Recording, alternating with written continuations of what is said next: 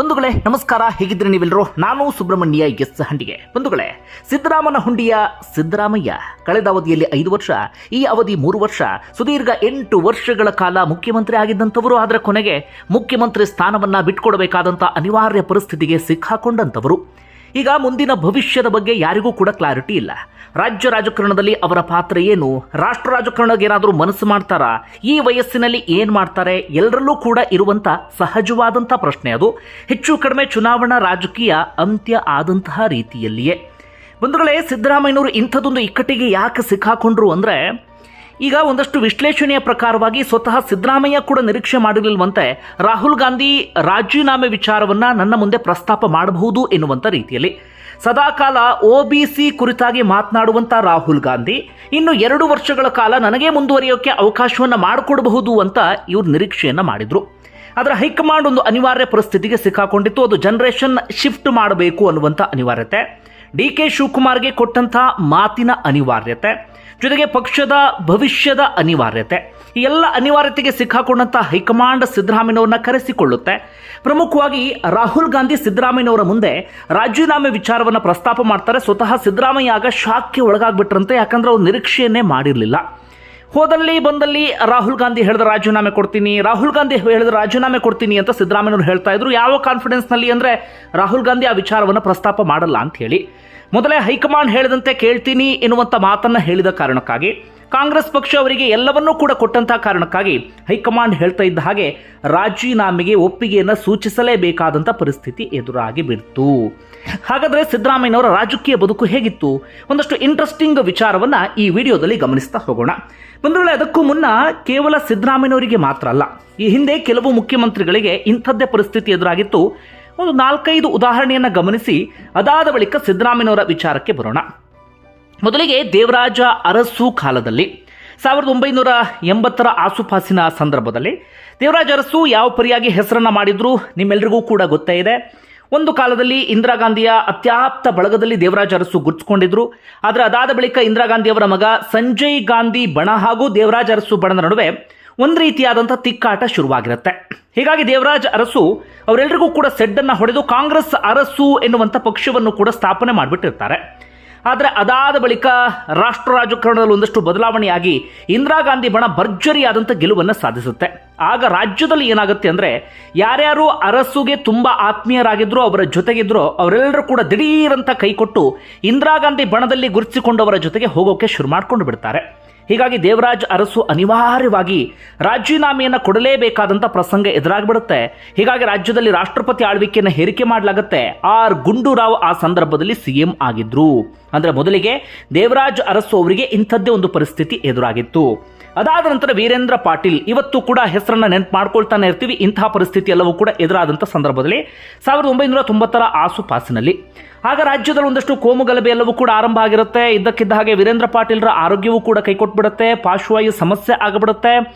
ಆಗ ಒಂದಷ್ಟು ಭಿನ್ನಮತೀಯ ಬಣದವರು ಸೀದಾ ಕೇಂದ್ರಕ್ಕೆ ಹೋಗಿ ಅಥವಾ ಹೈಕಮಾಂಡ್ ನಾಯಕರಿಗೆ ಹೋಗಿ ಒಂದು ದೂರನ್ನು ಕೊಡ್ತಾರೆ. ನೋಡಿ, ರಾಜ್ಯದಲ್ಲಿ ಹೀಗೆಲ್ಲ ಆಗ್ತಾ ಇದೆ, ಹೀಗಾಗಿ ನಾಯಕತ್ವವನ್ನು ಬದಲಾವಣೆ ಮಾಡಬೇಕು ಅಂತ ಹೇಳಿ. ದಿಢೀರ್ ರಾಜೀವ್ ಗಾಂಧಿ ಕರ್ನಾಟಕಕ್ಕೆ ಬರ್ತಾರೆ, ಅವಲೋಕನವನ್ನು ಮಾಡಬೇಕು ಅಂತ ವಿಮಾನ ನಿಲ್ದಾಣದಲ್ಲಿಯೇ ಘೋಷಣೆಯನ್ನು ಮಾಡಿಬಿಡ್ತಾರೆ, ನಾವು ಮುಖ್ಯಮಂತ್ರಿಯನ್ನು ಬದಲಾಯಿಸ್ತಿದ್ದೀವಿ ಎನ್ನುವಂಥ ರೀತಿಯಲ್ಲಿ. ಹಾಗೆ ವೀರೇಂದ್ರ ಪಾಟೀಲ್ರಿಗೆ ಬಂದಂಥ ಸಿಟ್ಟೇನಪ್ಪ ಅಂದರೆ, ಭರ್ಜರಿ 178 ಸ್ಥಾನಗಳನ್ನು ಗೆದ್ದುಕೊಂಡಿದ್ರು, ಒಳ್ಳೆ ಆಡಳಿತ ಮಾಡ್ತಿದ್ದೀನಿ ಎನ್ನುವಂಥ ಹೆಸರಿತ್ತು. ಆದರೆ ಅವ್ರನ್ನ ವಿಶ್ವಾಸಕ್ಕೆ ತೆಗೆದುಕೊಳ್ಳದೆ, ಅವರಿಗೊಂದು ಮಾತನ್ನು ಕೂಡ ಹೇಳದೆ ರಾಜೀವ್ ಗಾಂಧಿ ಏಕಮುಖ ನಿರ್ಧಾರವನ್ನು ತೆಗೆದುಕೊಂಡು ಬಿಟ್ಟಿದ್ರು. ಹೀಗಾಗಿ ಅವರು ಸೆಡ್ಡನ್ನು ಹೊಡಿತೆ, ನಾನು ರಾಜೀನಾಮೆ ಕೊಡೋದಿಲ್ಲ ಎನ್ನುವಂಥ ರೀತಿಯಲ್ಲಿ. ಹೀಗಾಗಿ ಆಗ ರಾಷ್ಟ್ರಪತಿ ಆಳ್ವಿಕೆಯನ್ನು ಹೇರಿಕೆ ಮಾಡಿ ಬಲವಂತವಾಗಿ ಅವ್ರನ್ನ ಕೆಳಗಿಳಿಸಿ ಬಂಗಾರಪ್ಪನವರಿಗೆ ಪಟ್ಟವನ್ನು ಕಟ್ಟಲಾಗುತ್ತೆ. ಆದರೆ ನೆಕ್ಸ್ಟ್ ಬಂಗಾರಪ್ಪನವರಿಗೆ ಅದೇ ಪರಿಸ್ಥಿತಿ ಆಗುತ್ತೆ 1992ರ ಆಸುಪಾಸಿನಲ್ಲಿ. ಆಗೊಂದು ಕ್ಲಾಸಿಕ್ ಕಂಪ್ಯೂಟರ್ ಹಗರಣ ಸದ್ದು ಮಾಡ್ತಾ ಇರುತ್ತೆ, ಕಾವೇರಿ ಗಲಾಟೆಯೂ ಕೂಡ ಆಗ ದೊಡ್ಡ ಮಟ್ಟಿಗೆ ಸದ್ದನ್ನು ಮಾಡಿರುತ್ತೆ. ಅದರ ನಡುವೆ ಬಂಗಾರಪ್ಪನವರು ಅತಿ ದೊಡ್ಡ ನಾಯಕನಾಗಿ ಬೆಳೆದು ನಿಂತಿರ್ತಾರೆ. ಬಂಗಾರಪ್ಪನವರಿಗೆ ದೊಡ್ಡ ಮಟ್ಟಿಗಿನ ಒಂದು ಅಭಿಮಾನಿ ಬಳಗ ಇರುತ್ತೆ. ರಾಜ್ಯದಲ್ಲಿ ಒಂದು ದೊಡ್ಡ ಹೆಸರು ಅಂದರೆ ಆಗ ಬಂಗಾರಪ್ಪ. ಆದರೆ ಅದೇ ಬಂಗಾರಪ್ಪನವರ ವಿರುದ್ಧ ಒಂದಷ್ಟು ಭಿನ್ನಮತೀಯ ಶಾಸಕರು ಕೆಲಸ ಮಾಡೋದಕ್ಕೆ ಶುರು ಮಾಡ್ಕೊಂಡಿರ್ತಾರೆ. ಪ್ರಮುಖವಾಗಿ ವೀರಪ್ಪ ಮೊಯ್ಲಿ ಸೇರಿದಂತೆ ರಂಗನಾಥ್ ಅನ್ನುವಂಥವ್ರು ನಾಯಕ, ಇಂಥವರೆಲ್ಲರೂ ಕೂಡ ಇವರೆಲ್ಲರೂ ಹೋಗಿ ಹೈಕಮಾಂಡ್ಗೆ ದೂರನ್ನು ಕೊಡ್ತಾರೆ. ಅಂತಿಮವಾಗಿ ಹೈಕಮಾಂಡ್ ಬಂಗಾರಪ್ಪನವರನ್ನ ಒತ್ತಾಯಪೂರ್ವಕವಾಗಿ ಕೆಳಗಿಳಿಸುತ್ತೆ. ವೀರಪ್ಪ ಮೊಯ್ಲಿ ಅವರಿಗೆ ಪಟ್ಟವನ್ನು ಕಟ್ಟಲಾಗುತ್ತೆ. ಅದಾದ ನಂತರ ಮತ್ತೆ ಇಂಥದ್ದೇ ಪರಿಸ್ಥಿತಿ ಎದುರಾಗಿದ್ದು ನಿಮ್ಮೆಲ್ಲರಿಗೂ ಕೂಡ ಗೊತ್ತಿರುವ ಹಾಗೆ 2020 ಸರ್ಕಾರದ ಸಂದರ್ಭದಲ್ಲಿ ಕುಮಾರಸ್ವಾಮಿ ಯಡಿಯೂರಪ್ಪನವರಿಗೆ ಬಿಟ್ಕೊಡ್ಬೇಕಿತ್ತು, ಆದರೆ ಯಡಿಯೂರಪ್ಪನವರಿಗೆ ಬಿಟ್ಕೊಡ್ಲಿಲ್ಲ. ಹೀಗಾಗಿ ವಚನ ಭ್ರಷ್ಟ ಅಂತ ಕರೆಸ್ಕೊಳ್ತಾರೆ. ಅದಾದ ನಂತರ ಯಡಿಯೂರಪ್ಪನವರಿಗೆ ಅದೇ ಪ್ಲಸ್ ಆಗುತ್ತೆ. ಮುಂದಿನ ಚುನಾವಣೆಯ ಸಂದರ್ಭದಲ್ಲಿ ಯಡಿಯೂರಪ್ಪನವರು ಮುಖ್ಯಮಂತ್ರಿ ಆಗೋದಕ್ಕೆ ಅದೊಂದು ಸನ್ನಿವೇಶ ಅವಕಾಶವನ್ನು ಮಾಡಿಕೊಟ್ಟಂಗಾಗುತ್ತೆ.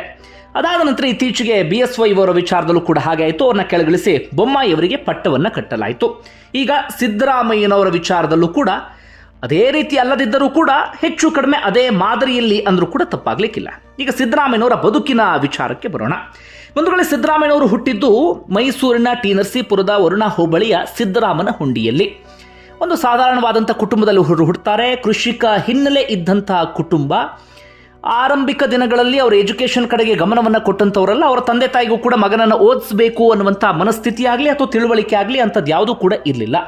ಆದರೆ ಅಂತಿಮವಾಗಿ ಯಾರೋ ಒಂದಷ್ಟು ಮಂದಿ ಹೇಳಿದಂತಹ ಕಾರಣಕ್ಕಾಗಿ ಸಿದ್ದರಾಮಯ್ಯನವರು ನೇರವಾಗಿ 5ನೇ ತರಗತಿಗೆ ಜಾಯ್ನ್ ಆಗ್ತಾರೆ. ಅದಕ್ಕೂ ಮುನ್ನ ದನ ಮೇಯಿಸ್ಕೊಂಡು ಕುರಿ ಕಾಯ್ಕೊಂಡು ಈ ವೀರ ಕುಣಿತವನ್ನು ಮಾಡಿಕೊಂಡು ಕಾಲ ಕಳೀತಾ ಇದ್ದಂಥವರು ಸಿದ್ದರಾಮಯ್ಯನವರು. ಅದಾದ ಬಳಿಕ 5ನೇ ತರಗತಿಗೆ ಜಾಯ್ನ್ ಆಗ್ತಾ ಇದ್ದ ಹಾಗೆ ಓದಿನಲ್ಲಿ ತಕ್ಕ ಮಟ್ಟಿಗೆ ಮುಂದಿದ್ರು ಸಿದ್ದರಾಮಯ್ಯನವರು. ಹೀಗಾಗಿ ಓದಿನ ಕಡೆಗೆ ಆಸಕ್ತಿಯನ್ನು ತೋರಿಸೋದಕ್ಕೆ ಶುರು ಮಾಡ್ಕೊಳ್ತಾರೆ. ಅಂತಿಮವಾಗಿ BScಯನ್ನು ಕಂಪ್ಲೀಟ್ ಮಾಡ್ತಾರೆ. LLBಯನ್ನು ಕೂಡ ಪೂರ್ಣಗೊಳಿಸ್ತಾರೆ ಮೈಸೂರು ಯೂನಿವರ್ಸಿಟಿಯಲ್ಲಿ. ಅದಾದ ಬಳಿಕ ವಕೀಲರಾಗಿ ಕೆಲಸವನ್ನು ಮಾಡೋದಕ್ಕೆ ಆರಂಭಿಸ್ತಾರೆ. ಚಿಕ್ಕಬೋರಯ್ಯನವರ ಜೊತೆಗೆ ಜೂನಿಯರ್ ಲಾಯರ್ ಆಗಿ ಕೆಲಸವನ್ನು ಮಾಡ್ತಾ ಇರ್ತಾರೆ.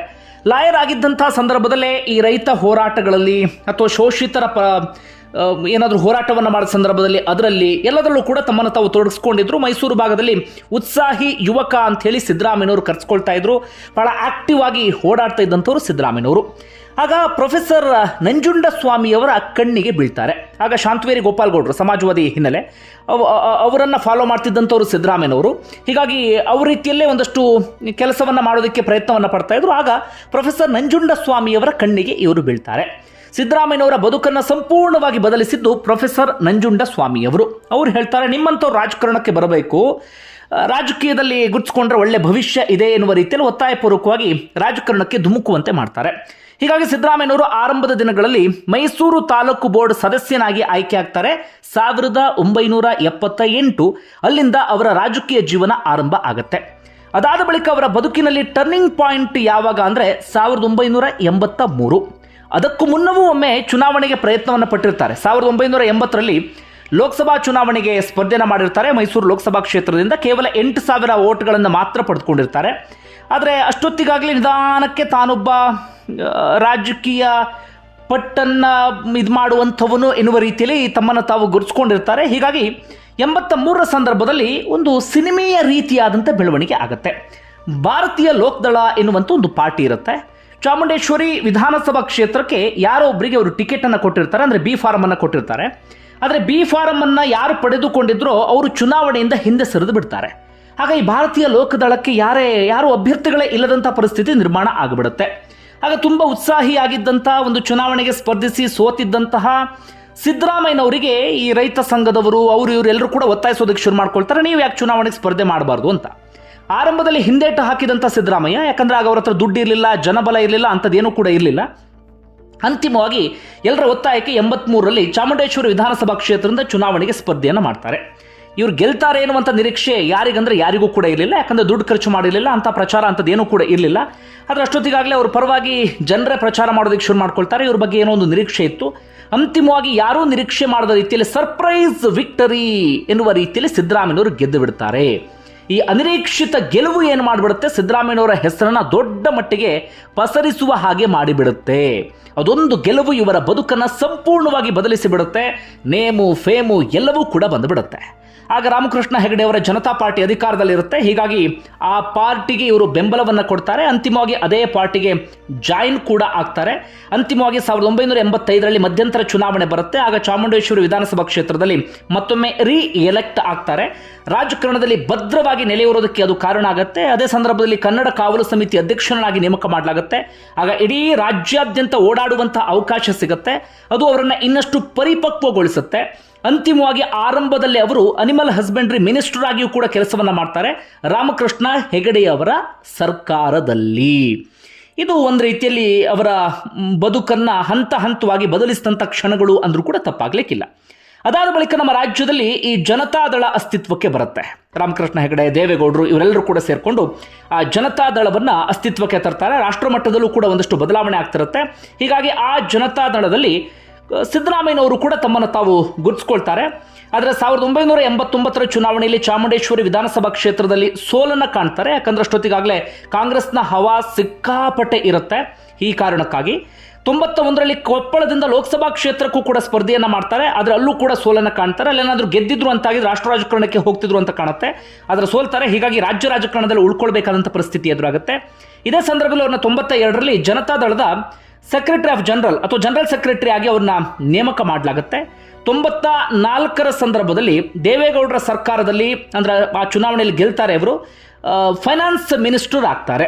ಅದಾದ ಬಳಿಕ ಫೈನಾನ್ಸ್ ಮಿನಿಸ್ಟರ್ ಆಗಿ ಒಂದು ದೊಡ್ಡ ದಾಖಲೆಯನ್ನು ಮಾಡ್ತಾರೆ. ಬರೋಬ್ಬರಿ 14 ಬಾರಿ ಬಜೆಟನ್ನು ಮಂಡನೆ ಮಾಡಿದ್ದು ನಿಮ್ಮೆಲ್ಲರಿಗೂ ಕೂಡ ಗೊತ್ತೇ ಇದೆ. 96ರಲ್ಲಿ JH ಪಟೇಲ್ ಸರ್ಕಾರದಲ್ಲಿ DCM ಆಗಿ ಸಿದ್ದರಾಮಯ್ಯನವ್ರನ್ನ ನೇಮಕ ಮಾಡಲಾಗುತ್ತೆ. ಅದಾದ ಬಳಿಕ ಜನತಾದಳ ಸ್ಪ್ಲಿಟ್ ಆಗುತ್ತೆ. ಹೀಗಾಗಿ ಅವ್ರನ್ನ DCM ಸ್ಥಾನದಿಂದ ಡ್ರಾಪ್ ಮಾಡಲಾಗುತ್ತೆ. ಆಗೊಂದಷ್ಟು ರಾಜಕೀಯ ಬದಲಾವಣೆಗಳೆಲ್ಲವೂ ಕೂಡ ಆಗುತ್ತೆ. ಆಗ ದೇವೇಗೌಡರು ಜನತಾದಳ ಸೆಕ್ಯುಲರ್ ಅಥವಾ ಜನತಾದಳ ಎಸ್ ಅಥವಾ JDS ಅನ್ನ ಮಾಡ್ತಾರಲ್ಲ, ಆಗ ದೇವೇಗೌಡರ ಜೊತೆಗೆ ಸಿದ್ದರಾಮಯ್ಯನವರು ಕೂಡ ಹೋಗ್ತಾರೆ. ಅದರ ಆ JDSನ ಪ್ರೆಸಿಡೆಂಟ್ ಆಗಿ, ಸ್ಟೇಟ್ ಯೂನಿಟ್ನ ಪ್ರೆಸಿಡೆಂಟ್ ಆಗಿ ಇವರು ನೇಮಕ ಆಗ್ತಾರೆ. 99ರ ಚುನಾವಣೆಯಲ್ಲಿ ಸೋಲುವಂತ ಪರಿಸ್ಥಿತಿ ಎದುರಾಗಿ ಬಿಡುತ್ತೆ. ಅದಾದ ನಂತರ 2004ರ ಸಂದರ್ಭ. ಆಗ ಯಾರಿಗೂ ಕೂಡ ಸ್ಪಷ್ಟವಾದಂಥ ಬಹುಮತ ಬಂದಿರಲಿಲ್ಲ. ಆಗ JDS ಹಾಗೆ ಕಾಂಗ್ರೆಸ್ ಮೈತ್ರಿ ಸರ್ಕಾರವನ್ನು ರಚನೆ ಮಾಡೋದಕ್ಕೆ ಹೊರಡ್ತಾರೆ. ಆಗ ಬಹುತೇಕರು ಅಂದ್ಕೊಂಡಿದ್ದು ಸಿದ್ದರಾಮಯ್ಯನವರು ಮುಖ್ಯಮಂತ್ರಿ ಆಗ್ತಾರೆ ಅಂತ. ಯಾಕಂದರೆ ಹಿರಿಯ ನಾಯಕನಾಗಿದ್ದರು, ಅಷ್ಟೊತ್ತಿಗಾಗಲೇ ಸಾಕಷ್ಟು ಅನುಭವವೂ ಕೂಡ ಇತ್ತು. ಹೀಗಾಗಿ ಸ್ವತಃ ಸಿದ್ದರಾಮಯ್ಯನವರು ಕೂಡ ಅಂದ್ಕೊಂಡಿದ್ರು ನಾನೇ ಮುಖ್ಯಮಂತ್ರಿ ಎನ್ನುವಂಥ ರೀತಿಯಲ್ಲಿ. ಆದರೆ ಆಗ ದೇವೇಗೌಡರು ಒಂದಷ್ಟು ರಾಜಕೀಯ ದಾಳವನ್ನು ಉರುಳಿಸಿದ್ರು ಎನ್ನುವಂಥ ಮಾತುಗಳು ರಾಜಕೀಯ ವಲಯದಲ್ಲಿದ್ದಾವೆ. ಸಿದ್ದರಾಮಯ್ಯನವರಿಗೆ ಮುಖ್ಯಮಂತ್ರಿ ಆಗುವಂಥ ಅವಕಾಶ ಇದ್ರೂ ಕೂಡ ದೇವೇಗೌಡರು ಕಾಂಗ್ರೆಸ್ ಅನ್ನ ಮುಖ್ಯಮಂತ್ರಿ ಆಗುವಂತ ಆಹ್ವಾನಿಸ್ತಾರೆ ಎನ್ನುವಂಥ ಮಾತುಗಳಿದೆ. ಧರ್ಮಸಿಂಗ್ ಅವರಿಗೆ ಆಗ ದೇವೇಗೌಡರು ಅವಕಾಶವನ್ನ ಮಾಡಿಕೊಟ್ರು ಎನ್ನುವಂಥ ಚರ್ಚೆ ಇವತ್ತಿಗೂ ಕೂಡ ಇದೆ. ಆದರೆ ಅಲ್ಲಿಂದ ದೇವೇಗೌಡರು ಹಾಗೆ ಸಿದ್ದರಾಮಯ್ಯನವ್ರ ನಡುವೆ ಒಂದು ರೀತಿಯಾದಂಥ ವೈಮನಸ್ಸೆಲ್ಲವೂ ಕೂಡ ಶುರುವಾಗುತ್ತೆ. ಆ ಸರ್ಕಾರದಲ್ಲಿ ಸಿದ್ದರಾಮಯ್ಯ CM ಆಗಬೇಕಾದಂಥವ್ರು DCM ಆಗಿಬಿಡ್ತಾರೆ. ಆದರೆ ವೈಮನಸ್ಸು ಶುರುವಾಗಿ ಬಿಡುತ್ತೆ. ಹೀಗಾಗಿ ಸಿದ್ದರಾಮಯ್ಯನವರು ಏನು ಮಾಡ್ತಾರೆ, ಪ್ರತ್ಯೇಕವಾಗಿ ಅಸ್ತಿತ್ವವನ್ನು ಕಂಡುಕೊಳ್ಳುವಂಥ ಪ್ರಯತ್ನವನ್ನು ಮಾಡೋದಕ್ಕೆ ಹೊರಡ್ತಾರೆ. ಹೀಗೆ ಆದರೆ ನನಗೆ ಯಾವತ್ತಿಗೂ ಕೂಡ ಅಧಿಕಾರ ಸಿಗೋದಿಲ್ಲ ಅಂಥೇಳಿ. ಆಗ ದಿಢೀರ್ ಅಂತೇಳಿ ಅಲ್ಪಸಂಖ್ಯಾತ ಹಿಂದುಳಿದ ದಲಿತ ಅಂದರೆ ಅಹಿಂದ ಸಮಾವೇಶವನ್ನು ಹುಬ್ಬಳ್ಳಿಯಲ್ಲಿ ಆಯೋಜನೆ ಮಾಡ್ತಾರೆ. ಆಗ ಅವರಿಗೆ ಸಾಕಷ್ಟು ಮಂದಿ ರಾಜಕಾರಣಿಗಳು ಸಾಥನ್ನು ಕೊಟ್ಟಿದ್ರು. ರಾಜ್ಯಾದ್ಯಂತ ಓಡಾಡಿ ಸಂಘಟನೆಯನ್ನು ಮಾಡಿದ್ರು. ಅದು ಸೂಪರ್ ಸಕ್ಸಸ್ ಆಗಿ ಬಿಡುತ್ತೆ. ಇದು ದೇವೇಗೌಡರ ಸಿಟ್ಟಿ ಕಾರಣ ಆಗುತ್ತೆ. ಯಾಕಂದರೆ ಒಕ್ಕಲಿಗರನ್ನ ನೆಚ್ಚಿಕೊಂಡಂಥ ಪಕ್ಷ ಆಗಿತ್ತು JDS. ಆದರೆ ಇವರು ಅಹಿಂದ ಮಾಡೋದಕ್ಕೆ ಹೋಗಿದ್ದು ಪಕ್ಷದ ಬುಡವನ್ನೇ ಅಲ್ಲಾಡಿಸಿ ಬಿಡುತ್ತೆ ಅನ್ನೋದು ದೇವೇಗೌಡರ ಆತಂಕಕ್ಕೆ ಕಾರಣ ಆಗಿತ್ತು. ಹೀಗಾಗಿ ಅದೇ ವಿಚಾರಕ್ಕೆ ಸಂಬಂಧಪಟ್ಟ ಹಾಗೆ ಸಿದ್ದರಾಮಯ್ಯ ಮತ್ತು ದೇವೇಗೌಡರ ನಡುವೆ ವೈಮನಸ್ಸು ಜಾಸ್ತಿ ಆಗುತ್ತೆ. ಆದರೆ ಸಿದ್ದರಾಮಯ್ಯ ಈ ಅಹಿಂದವನ್ನು ಬಿಡೋದಕ್ಕೆ ರೆಡಿ ಇರಲಿಲ್ಲ. ಹೀಗಾಗಿ 2005ರಲ್ಲಿ ಅವರನ್ನ ಪಕ್ಷದಿಂದ ಎಕ್ಸ್ಪೆಲ್ ಮಾಡಲಾಗುತ್ತೆ, ಅಂದ್ರೆ ಉಚ್ಚಾಟನೆಯನ್ನು ಮಾಡಲಾಗುತ್ತೆ. ಹೊರಗಡೆ ಬಂದಂಥ ಸಿದ್ದರಾಮಯ್ಯನವರು ABPJD ಎನ್ನುವಂಥ ಪಕ್ಷವನ್ನು ಹುಟ್ಟು ಹಾಕ್ತಾರೆ, ಒಂದು ಪ್ರಾದೇಶಿಕ ಪಕ್ಷ.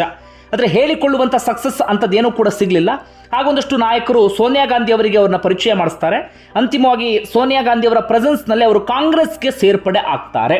ಚಾಮುಂಡೇಶ್ವರಿ ವಿಧಾನಸಭಾ ಕ್ಷೇತ್ರದ ಬೈ ಎಲೆಕ್ಷನ್ ಬರುತ್ತೆ. ಅದೊಂದು ಬೈ ಎಲೆಕ್ಷನ್ ಇವರ ರಾಜಕೀಯ ಜೀವನವನ್ನೇ ನಿರ್ಧರಿಸುವ ರೀತಿಯಲ್ಲಿರುತ್ತೆ.